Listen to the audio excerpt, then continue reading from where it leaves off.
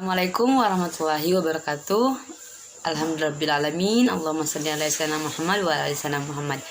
Terima kasih atas kesempatan telah diberikan kepada kami.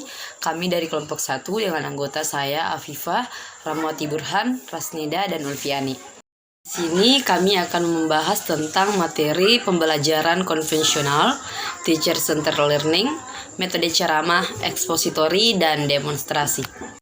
Perkenalkan, nama saya Rahmawati Burhan. Di sini saya akan membahas mengenai pembelajaran konvensional. Pertama, definisi dari pembelajaran konvensional, yaitu pembelajaran konvensional adalah metode pembelajaran tradisional atau disebut juga dengan metode ceramah, karena sejak dulu metode ini telah dipergunakan sebagai alat komunikasi lisan antara guru dengan anak didik dalam proses belajar dan pembelajaran. Adapun karakteristik dari pembelajaran konvensional, yaitu guru menganggap kemampuan siswa itu sama, menggunakan kelas sebagai satu-satunya tempat belajar, mengajar lebih banyak menggunakan metode ceramah, pemisahan antar bidang studi nampak jelas, memberikan kegiatan yang tidak bervariasi, berkomunikasi dengan satu arah, mengajar hanya menggunakan buku sebagai belajar, dan informasi dari guru serta hanya menilai hasil belajar. Selanjutnya, langkah pembelajaran konvensional. Menurut Syahrul, langkah pembelajaran konvensional adalah menyampaikan tujuan, menyajikan informasi, mengecek pemahaman dan memberikan umpan balik, dan memberikan kesempatan latihan lanjutan. Adapun kelebihan dan kelemahan dari pembelajaran konvensional. Menurut Kholik, kelebihan dari pembelajaran konvensional adalah berbagai informasi yang tidak mudah ditemukan di tempat lain, menyampaikan informasi dengan cepat, membangkitkan minat akan informasi, mengajari siswa yang cara belajar terbaiknya dengan mendengarkan, mudah digunakan dalam proses belajar mengajar. Kemudian, kekurangan pembelajaran konvensional adalah tidak semua siswa memiliki cara belajar dengan mendengarkan. Sering terjadi kesulitan untuk menjaga agar siswa tetap tertarik dengan apa yang dipelajari, daya serapnya rendah dan cepat hilang karena bersifat menghafal, penekanan sering hanya pada penyelesaian tugas. Dan terakhir, contoh penerapan dalam pembelajaran matematika, yaitu misalnya pada materi himpunan, di mana guru akan menyampaikan seperti apa itu himpunan, jenis-jenis himpunan, rumus dan contoh dari himpunan dan lain-lain secara bertahap dengan metode ceramah. Kemudian mengecek pemahaman siswa dengan memberikan soal. Di akhir pembelajaran, guru memberikan tugas tambahan untuk dikerjakan di rumah. Bagian B, Teacher Center Learning. Definisi dari Teacher Center Learning atau disingkat dengan TCL adalah pendekatan pembelajaran yang berpusat pada guru. Guru memainkan peran penting dalam proses pembelajaran. Adapun karakteristik dari Teacher Center Learning yaitu Teacher Center Learning adalah pembelajaran yang berpusat pada guru, guru yang berperan aktif dan murid menjadi pendengar yang baik. Kemudian lebih terkait pada tata bahasa atau murid menggunakan pengertian sesuai dengan pengertian dari guru. Murid mengerjakan tugas sendiri dan guru memperhatikan perkembangan siswa dengan seksama. Serta guru yang menentukan topik yang ingin dipelajari serta mengevaluasi pembelajaran murid. Langkah pembelajaran TCL yaitu tahap persiapan yang terdiri dari merumuskan tujuan yang ingin dicapai, menentukan pokok-pokok materi yang akan diceramahkan, dan mempersiapkan alat bantu. Kedua, tahap pelaksanaan yang terdiri dari langkah pembukaan, langkah penyajian, dan langkah mengakhiri atau menutup ceramah. Kelebihan dan kelemahan dari TCL yaitu kelebihannya, sejumlah besar informasi dapat diberikan dalam waktu yang singkat, informasi dapat diberikan ke sejumlah besar siswa, kemudian pengajar mengendalikan organisasi, materi, dan waktu sepenuhnya. Adapun kelemahannya yaitu pengajar mengendalikan pengetahuan sepenuhnya, kemudian terjadi komunikasi satu arah, tidak kondusif untuk terjadinya critical thinking, kemudian mendorong terjadinya pembelajaran secara pasif. Untuk sebagian besar mahasiswa atau siswa bukan merupakan cara yang optimal. Adapun contoh penerapan dalam pembelajaran matematika yaitu pada materi sejarah matematika, di mana pada pembelajaran ini guru lebih banyak aktif atau pembelajaran lebih berfokus pada guru dan siswa mendengarkan atau menyimak apa yang disampaikan oleh guru. Metode ceramah. Definisi dari metode ceramah yaitu, menurut Suryono, metode ceramah adalah penuturan atau penjelasan guru secara lisan, di mana dalam pelaksanaannya guru dapat menggunakan alat bantu mengajar untuk memperjelas uraian yang disampaikan kepada murid-muridnya. Adapun karakteristik metode ceramah yaitu digunakan apabila proses pembelajaran lebih bersifat pemberian informasi berupa fakta atau konsep-konsep sederhana. Proses pembelajaran secara klasikal dengan jumlah siswa yang relatif banyak, bersifat monoton di mana guru lebih banyak berbicara, dan memerlukan adanya dukungan yang efektif dari guru seperti suasana emosional yang dapat membangkitkan motivasi dan perhatian dari siswa selama mendengarkan ceramah. Selanjutnya, langkah-langkah yang perlu dilakukan oleh guru dalam menerapkan metode ceramah. Yang pertama, tahap persiapan yang terdiri dari merumuskan tujuan yang ingin dicapai, menentukan pokok-pokok materi yang akan diceramahkan, dan mempersiapkan alat bantu.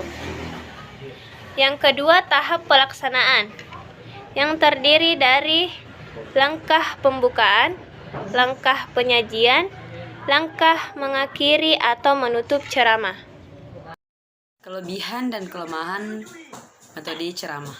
Kelebihannya yaitu metode ceramah merupakan metode yang murah dan mudah untuk dilakukan. Kemudian ceramah dapat menyajikan materi pelajaran yang luas. Ketiga, ceramah dapat memberikan pokok-pokok materi yang perlu ditonjolkan. Keempat, melalui metode ceramah, guru dapat mengontrol keadaan kelas. Oleh karena sepenuhnya, kelas merupakan tanggung jawab guru yang memberikan ceramah. Dari metode ceramah yaitu materi yang dapat dikuasai siswa sebagai hasil dari ceramah akan terbatas pada apa yang dikuasai guru. Kemudian ceramah yang tidak disertai dengan peraga dapat mengakibatkan terjadinya verbalisme. Guru yang kurang memiliki kemampuan bertutur yang baik, ceramah sering dianggap sebagai metode yang membosankan. Kemudian melalui ceramah sangat sulit untuk mengetahui apakah seluruh siswa sudah mengerti apa yang dijelaskan atau belum.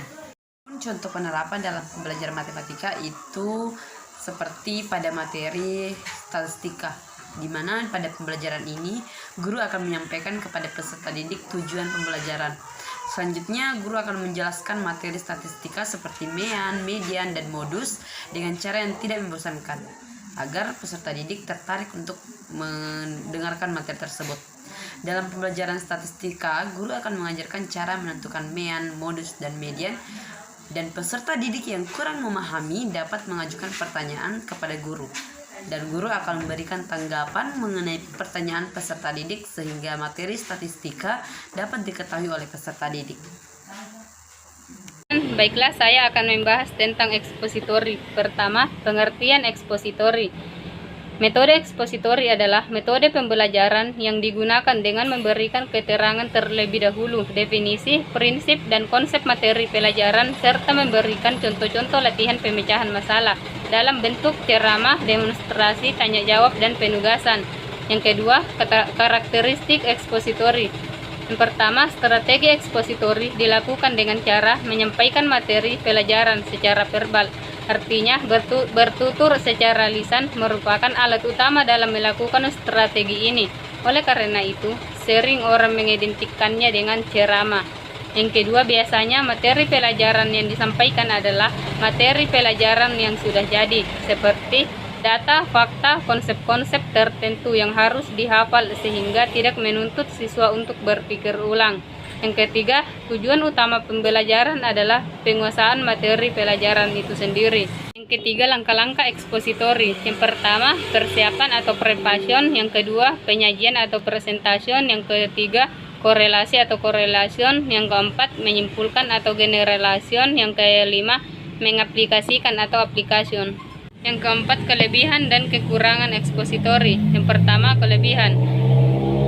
Dengan strategi pembelajaran ekspositori, guru bisa mengontrol urutan dan keluasan materi pembelajaran. Ia dapat mengetahui sampai sejauh mana siswa menguasai bahan pelajaran yang disampaikan. Yang kedua, strategi pembelajaran ekspositori dianggap sangat efektif apabila materi pelajaran yang harus dikuasai siswa cukup luas, sementara itu waktu yang dimiliki untuk belajar terbatas.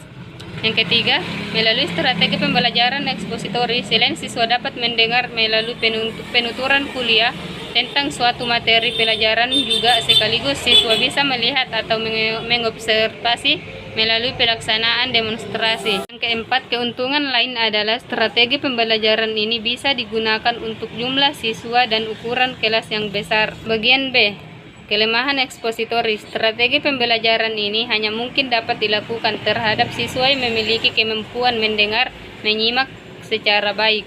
Yang kedua, strategi ini mungkin dapat melayani perbedaan setiap individu, baik perbedaan kemampuan, perbedaan pengetahuan, minat, dan bakat, serta perbedaan gaya belajar. Ketiga, karena strategi lebih banyak diberikan melalui ceramah, maka akan sulit mengembangkan kemampuan siswa dalam hal kemampuan sosialisasi, hubungan interpersonal, serta kemampuan berpikir kritis. Yang keempat, keberhasilan strategi pembelajaran ekspositori sangat bergantung kepada apa yang dimiliki guru, seperti persiapan, pengetahuan, rasa percaya diri, dan lain-lain. Kelima, contoh penerapan dalam pembelajaran matematika. Belajar menerima maupun menemukan sama-sama dapat berupa belajar menghafal atau bermakna. Misalnya, dalam pembelajaran konsep dalil Pythagoras tentang segitiga siku-siku, mungkin bentuk terakhir C pangkat 2 sama dengan B pangkat 2 ditambah A pangkat 2 sudah disajikan, atau belajar menerima, tetapi siswa memahami rumus itu selalu dikatakan dengan sisi-sisi sebuah segitiga siku-siku. Jadi ia belajar secara bermakna. Siswa lain memahami rumus C pangkat 2 sama dengan B pangkat 2 ditambah A pangkat 2 dari pencarian atau belajar menemukan. Tetapi bila kemudian ia menghafalkan C pangkat 2 sama dengan A pangkat 2 ditambah B pangkat 2 tanpa dikaitkan dengan sisi-sisi sebuah segitiga siku-siku, maka jadinya ia belajar menghafal. Perkenalkan, nama saya Ulfiani, NIM H0220353. Di sini saya akan membahas materi tentang demonstrasi atau demonstration. Pengertian pembelajaran demonstrasi. Metode demonstrasi adalah metode yang mengajar menggunakan peragaan untuk memperjelas suatu pengertian atau untuk memperlihatkan pada seluruh kelas tentang suatu proses atau suatu petunjuk untuk melakukan sesuatu. Yang kedua, karakteristik pembelajaran demonstrasi. Metode demonstrasi merupakan metode yang mengajar dengan cara instruktur atau tim pendidik menunjukkan suatu proses. Kedua, metode demonstrasi adalah suatu cara atau suatu cara mengajar dengan mempertunjukkan cara kerja suatu benda. Benda tersebut berupa benda sebenarnya atau suatu model. Ketiga, metode demonstrasi memberi visualisasi yang nyata, sangat jelas, sehingga mudah dimengerti dan dihayati oleh peserta didik. Yang keempat, tujuan demonstrasi yang dikombinasikan dengan praktik adalah untuk membuat perubahan pada ranah keterampilan atau psikomotor. Yang ketiga, langkah-langkah demonstrasi. Tahap pertama, tahap persiapan. Rumuskan tujuan yang harus dicapai oleh siswa setelah proses demonstrasi berakhir. Persiapkan garis besar langkah-langkah demonstrasi yang akan dilakukan. Lakukan uji coba demonstrasi. Tahap kedua, tahap pelaksanaan.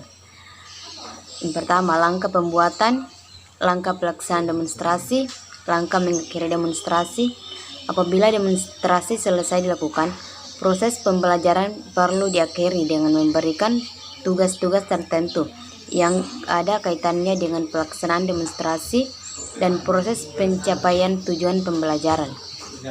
Yang keempat, kelebihan dan kekurangan demonstrasi.